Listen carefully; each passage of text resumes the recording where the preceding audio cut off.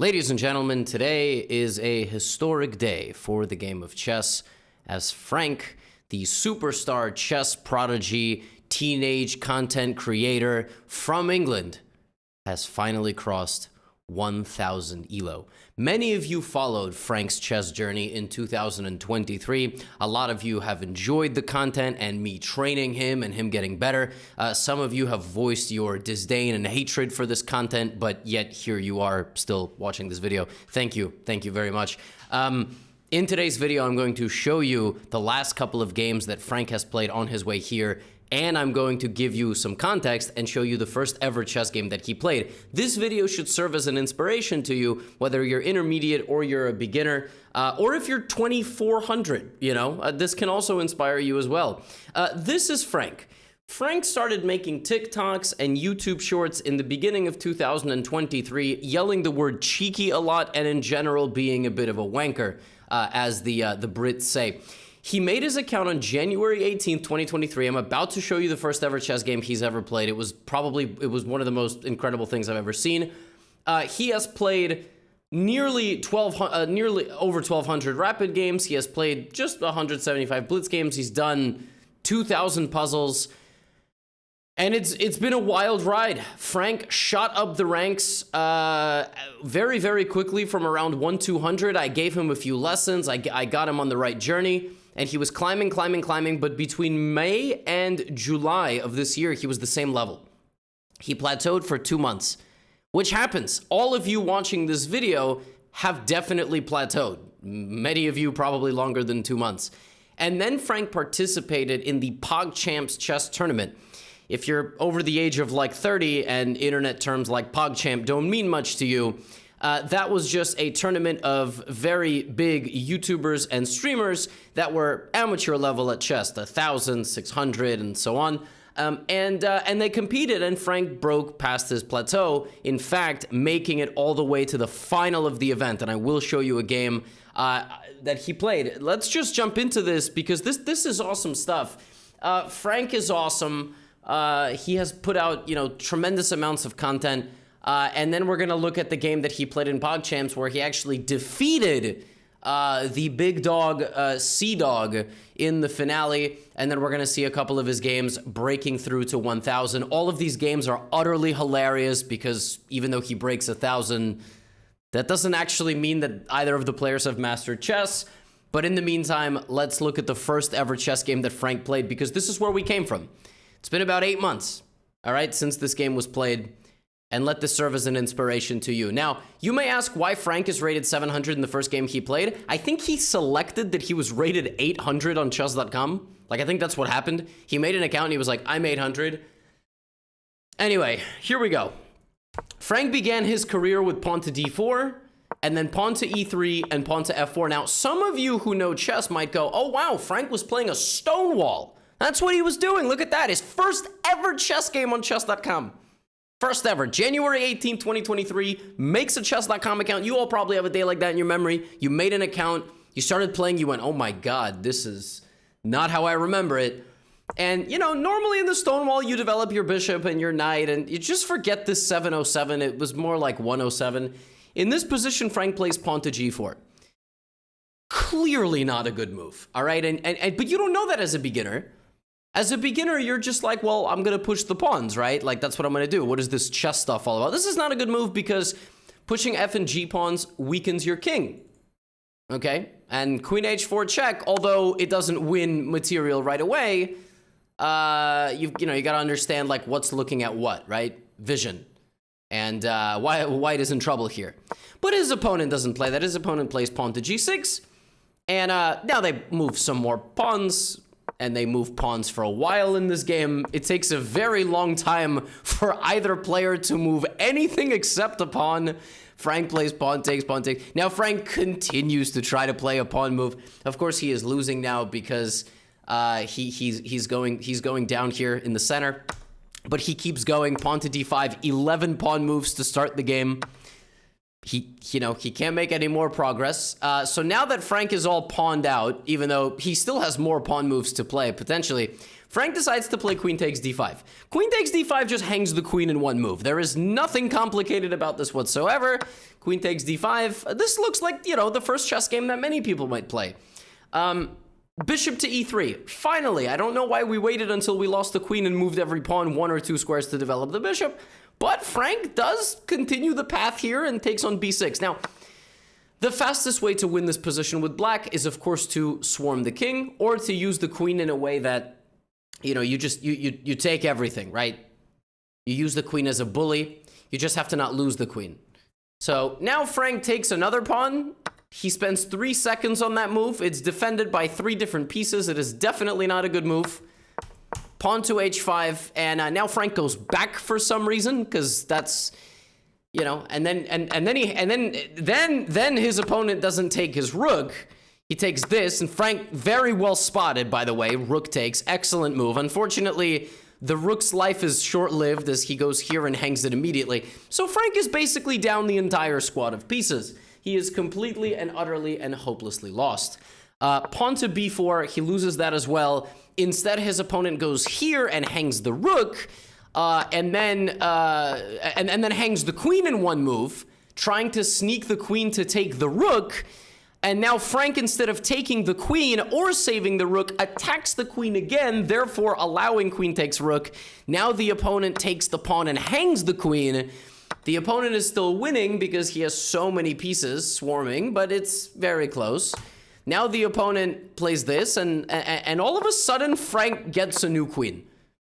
He gets a new queen, but knight to c2 and bishop to g3 are mates in one. I mean, this is pure 100 elo chess. There is nothing 493 or 707 about this. Frank now takes the pawn, and by some sort of miracle of God, takes all of his opponent's pieces and does not actually stalemate. Gives so many, well, they haven't started yet, but here come the checks. Takes the last pawn and doesn't even know how to ladder. He does not know how to do a ladder checkmate. He just accidentally gets close, and he does not, Frank did not know that this was mate. He didn't know.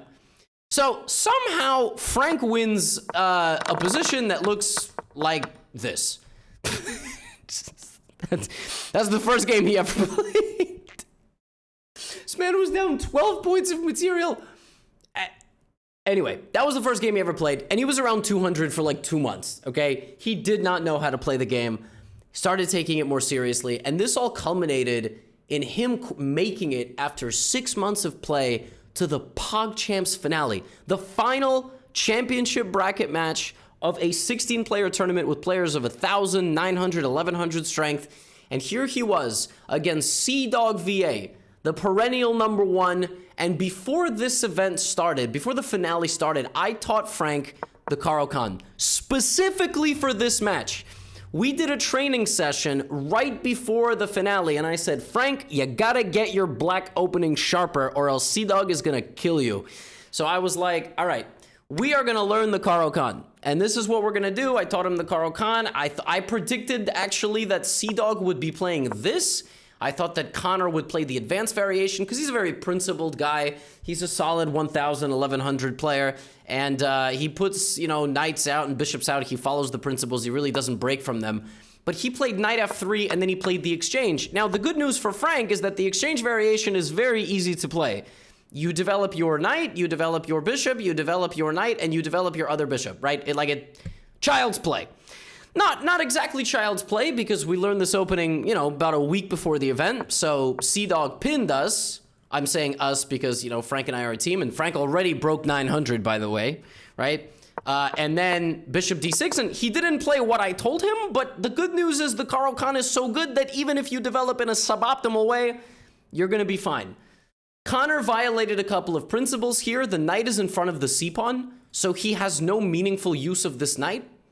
The pawn should be up if he wants pressure behind the pawn.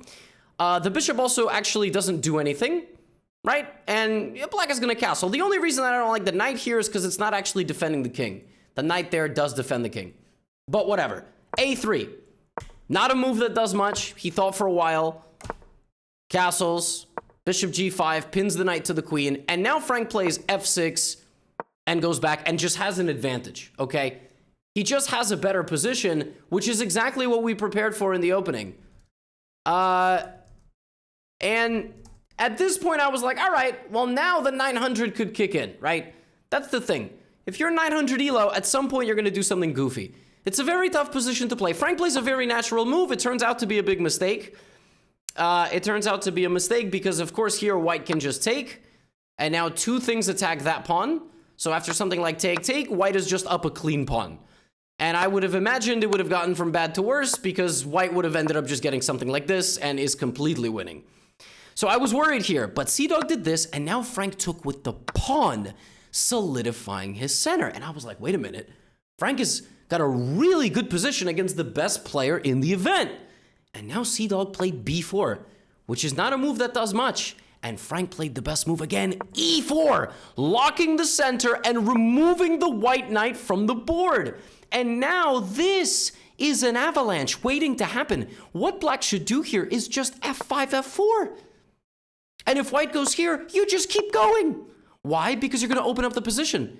Bishop h3, knight g6, queen h4, knight f4. Black is completely winning here because white is completely restricted. This central blockade prevents any of these pieces from helping the king. You are removing the oxygen from the position. You are removing, it's like a naval blockade. You can't get any forces over there. So slowly but surely, I'm just going to butcher you over here. E4 was a ridiculous move. Now here, Frank lost focus a little bit. He went to the other side of the board, but that's fine. Then he played knight f5. I would have played pawn f5, f4. If your pawns can lead the way in a coordinated fashion for the attack, you should do it because they're the small troops. They can break things down before you bring in the heavy artillery. Queen g4 was played, Frank took the bishop, and now, again, if Frank had found f5, it was basically game over because white is out of moves. Like, white is just completely forced backwards, at which point you'll play rook f6, rook h6, and white has to sacrifice. If white does not sacrifice and plays like this, it's just a matter of time. It's just a matter of time. Queen here, f3, even bishop c8 hitting the queen, f3. I mean, this is absolutely game over. Queen h4, bishop h2, rook h4, bishop h3, all this stuff. Just game over. Okay? So what happens here is bishop c8 anyway, and then Frank here loses focus and focuses on the wrong side of the board. You should try to focus where your pieces are pointed, right? All of this is pointed this way. This is restricting enemy territory. And all of a sudden, the game opened up. And this is where I was getting very nervous. Frank played pawn, C-Dog played pawn takes, bishop takes. Now the rook is under pressure. C-Dog moved his rook. Frank chased him. And then he trapped the rook. And this, I was like, oh my goodness. This is Frank's moment. He's going to win this match. He might win PogChamps 5. This is craziness. My student, my protege, knight takes d5 was played by C-Dog, an act of desperation. He was hoping for bishop takes and then knight takes. But instead, Frank said, the rook's not going anywhere. Thank you for the knight. So now I want a knight and your rook is still trapped. This is crazy. This is absolutely sensational. C-Dog plays rook takes. Frank plays bishop takes. Frank is just up 2 pieces. 2 clean pieces. Now, rook to d1. In this position, black has to play a move, which is not defending this bishop, but counter-attacking the rook. What's worth more than a rook? What's worth more than a bishop? Sorry, a rook. And checkmate. So if the rook moves, you mate. If this, you can slide out of the way and attack the rook again. Hard to see. Instead of that, Frank went here, and that move is a tragic blunder because rook to e8 is now a devastating counterattacking measure. In chess, the 2 most important things are material and king safety. C-Dog blunders and plays rook to e8, and now Frank has a 50-50. Capture and allow checkmate, or move king to f7 and survive. King f7, queen here, and the king escapes. Queen e4, bishop f5, game over. Frank blunders, checkmate in 1 move. But C-Dog takes the queen instead. And now the players have a scramble. 1 minute remaining on the clock, queen a5. Probably white is playing for a win because white has all of these passed pawns. But suddenly it's Frank who swarms with his rooks. And it looks like Seadog is about to promote. But instead he goes here and blunders. And now the white king is in dire straits. And he hangs a checkmate. When I saw this live, I nearly fell out of my chair. What an absolutely cold-blooded comeback with 17 seconds on the clock in game 1 of the PogChamps finale, all because we were confident with our opening. Frank got a very solid and good position, and after that, you know, chess was played. There was good moves, there was bad moves. It was a very, very tense game. Frank had a great position. He didn't execute it perfectly, but he got a massive material advantage, a massive counter-attacking opportunity, and then a miss by Seadog, who thought that the idea in the moment with time ticking was to win the queen, only later realizing that it was actually to deliver a checkmate. So that was crazy. Unfortunately, Frank went on to lose the match, but this was a very, very big game because he had an early lead. It's like winning a set against one of the best tennis players in the world and then going down after that. But he kept grinding.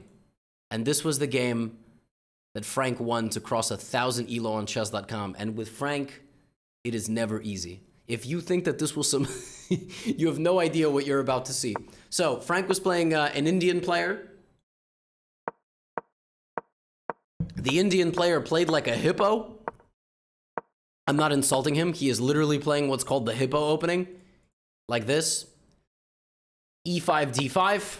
And the players got a very locked position early, like this. And so, you know, Frank was trying to reroute over here. H3. Frank was spending a lot of time trying to make various things happen. His opponent was playing virtually instantly. Look at his opponent. Not thinking whatsoever. Frank launching an attack. It would have been better if he had prepared this move. So, for example, if he had prepared the move f5 just very, like, let's just, you know, say, very similar to what happened in the game. Something like this, f4, bishop f8. This is a very different story. f5 here is completely winning because you have support. So, after something like take, you have queen h5, queen f3, you will triple up, you will attack on f7. Black is hopelessly lost. But the way Frank did this, he kind of put his knight in jail. And then the way he advanced, this is covered 4 times. So he's not going to break through. And, you know, now white is still better, but he isn't as, it's not as good as it could have been. But it's fine. It's still a very good position. He needs to transfer his pieces to this side, put his king on the h file, fight on the g file. Life is still going to be good. Knight f3, queen e1. What you should not do, or should be very careful about doing in chess, is to lead the attack with the queen. You have to be 100% certain that if you're leading an attack with a queen, you're going to succeed. Queen's the most valuable piece. If anything, lead the attack with the other pieces. Let the queen come in later. Frank doesn't do that. In this position, spending way too much time, plays bishop takes h6, and just hangs the bishop in one move. Now, he is also down 5 minutes. You might be asking, how did Frank win this game to cross 1,000 ELO? And I will tell you, it's a 900 ELO game of chess, all right? You know, we're still kind of, we still have the training wheels on the bicycle. Knight to g5, the rook immediately swarms, and it's really bad. It is a really bad situation. Frank plays h4, the opponent goes here. It's over. I mean, just this, get the knight out, get the queen out, get the rook out, you're gonna take this, it's game over. Frank goes here. The position now goes from bad to worse because the pawn was defending that. Now it doesn't defend that, and he's losing the queen. Frank is down 5.5 minutes on the clock. He is down 2 bishops, and he's about to lose his queen. Take, here, queen h5. Now, it was mate. You know, you could have probably just played queen e3 and swarmed. Queen d2, taking the knight. Instead, we have queen h5. We have an 11-point lead, a 6-minute time advantage. Rook h1. But, wait a minute. Whoa, wait a minute. Frank's winning the queen back. Now, he's still down 2 bishops and 6 minutes, 5.5 minutes, but, you know, maybe he's still going to pull this off. Take. And by maybe, I mean, you know the result of the game, so, I mean, but how is this possible, right? How is it possible that a man who is down 2 bishops in 5.5 minutes will win this position? There is no way to win this position. Knight d3. Now, if you're playing this with black, you got to find a way to just get these pieces in the game. f4, bishop f5, bishop e4. Let's see how he does it. Okay, I don't know why you have to move the king.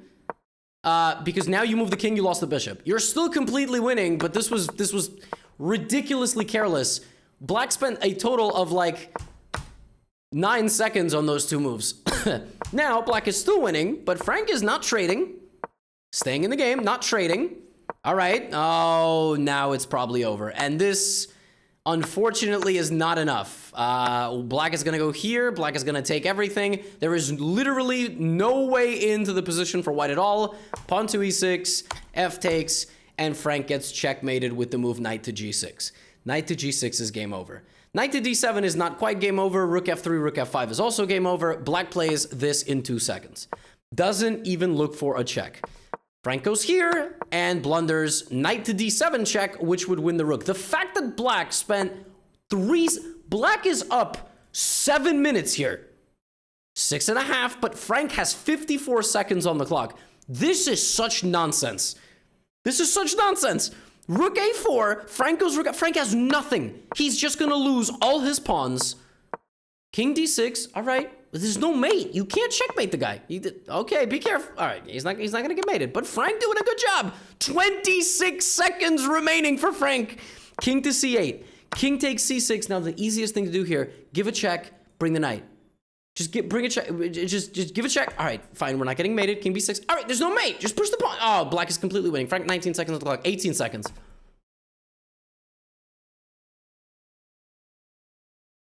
Apparently, in this position, rook to e7 is winning because black has no way to stop that. Rook e7, knight take, rook d8. But Frank does it like this. And now he's losing again. 11 seconds versus 6:46. His opponent goes here and blunders a checkmate with 9 seconds remaining versus 6:43. Down a knight, 3 pawns, and a queen on the way. And black, instead of saving himself from a checkmate, which he had done multiple times already, blunder. That is crazy. That is how Frank achieved 1,000 elo on chess.com. He had to do it in the most difficult way possible. And I got news for you. After that, he beat his highest ever opponent, Christophe from France. This is Frank's highest ever elo, 1,011. In this game, he had the black pieces. He was playing against a 1,042 rated player from France. This game was a London. Knight to c6 was what Frank chose. Of course, as he gets better, pawn to c5 and all this will be the weapon of choice. But listen, he's still getting a completely reasonable position from the opening. I would wish that he plays bishop d6 and castles, but instead he goes for knight to b4. Don't hate it. Goes for this. Now I hate his next move. This just ain't gonna cut it. I get it, of course. He's trying to justify the play, but you cannot attack a fully formidable setup of pieces with 2 pieces. It's just not... You're going to learn this as you get better at chess. Too easy to defend. And he just gets kicked out. Bishop back. All right. Pawn to c4. Pawn to c6. Knight to e5, and now Frank plays bishop here, which is a big blunder. Anytime in the London you have a bishop staring at the London bishop, your bishop needs to be guarded. Otherwise, your opponent can go here, which attacks your queen and your rook, and your bishop is not protected. You see, if a couple of moves ago, Frank had, not played bishop d7, let's just hypothetically say, this is never possible, even if the pawn had moved, because the queen is defending the bishop. But the way Frank did this, unfortunately, he's in bad shape, and his knight is trapped. His knight now has no way home. So he gets himself into a lot of trouble here by breaking the principles, right? If you don't play the principles of chess, you're going to get in trouble. Okay? So takes, castles, and of course, you should attack something with minimum value first. A3 is just easy. Pawn to A3 attacks the knight. Queen D2. This also attacks the knight. But who can defend the knight? A5. A3. Okay, nice move. Excellent move. Now the knight is hanging, but the queen is hanging, right? Frank here, instead of going backwards, says, all right, what's worth more than a knight? A queen, knight to E4. Boom, I'm very smart. This is the 1000 kicking in. The queen moves here. What white needed to realize is this knight does not have to go back if given an opportunity. The queen should have gone to D1, C1, or B2. Not there, there, or there. Those would have all lost the queen. Or there. Queen E1 not only allows knight C2, knight C2 is also a fork. And instead of being kicked out of the position, Frank now wins a pure rook. Okay? Now, knight C3 is played. In this position, there is a way for black to save this knight. Just get out. Take the pawn. You don't need to address this because this is defended. So knight C3 is played. And you go, okay, what is that trying to do? Seize that. Okay. And that. Okay. Now what should I do? Well, Frank does this. Now the knight is dead. Now this knight is going to die. But he should have realized that he doesn't have to do anything here. He could go here, and then he could save the knight. The knight can be saved. The knight could also move there. And that's very tricky. But he does this, and he loses the knight, and now we have game on again, and now I really don't like his move. He plays E5. I don't hate this move, but I don't see a reason to open up the position like this. The good news is Frank is a better chess player than I am, because in this position, he plays rook to G5, creating various ideas against the opponent, and the opponent plays queen to H3 and loses the queen. Had the opponent played something like queen to F4, the game would have continued. Frank would have had to bring the queen and bring the rook and everything. But instead of that, Frank knew that his opponent was going to blunder the queen and takes. And that is how Frank defeated his highest ever rated opponent at 1042. That is how Frank crossed the 1000 ELO barrier for the first time. That is how Frank got the rating of 1011. But there are still many improvements to be made. Frank did not know how to play chess 7 months ago, as you can see from this. This was the Russian roulette equivalent of chess. All right? Load bullets into a chamber, and one of the chess pieces is just going to crack your skull open. That's basically what that was. And it took a lot of practice, a lot of reps, a lot of puzzle solving to understand the patterns better. And 1000 is no joke. I firmly believe that every single one of you watching this video right now can hit 1000 ELO. And if you already hit 1000 ELO, you got to take incremental steps from there. 1200, 1400, 1600. Try to take it a couple of 100 points at a time. Fine-tune your game. Self-diagnose. See, Frank is hitting 1000, and he's doing it from positions of not always strength. His positions sometimes are not good, but chess is a fight. And you are not going to play perfect games ever. I'm 2750 blitz. My games look so stupid sometimes, you would think I'm 750 blitz. All right, so keep at it.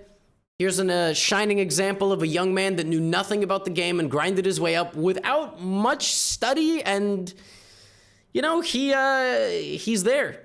And he will continue to improve, and I will continue to make content about it, whether you like it or not. That's all I have. Get out of here.